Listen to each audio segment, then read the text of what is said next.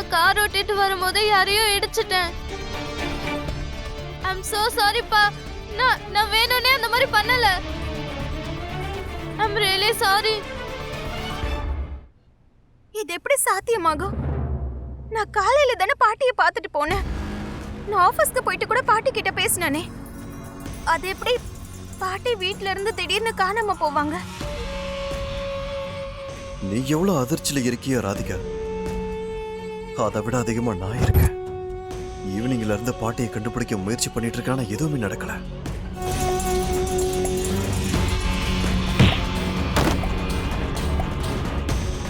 யுவன் சொல்றது எல்லாமே போய்.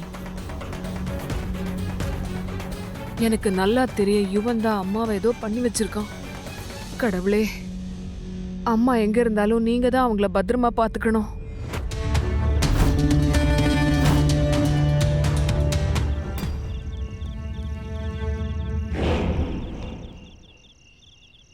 குஷி, இங்க யாருமே இல்லையே.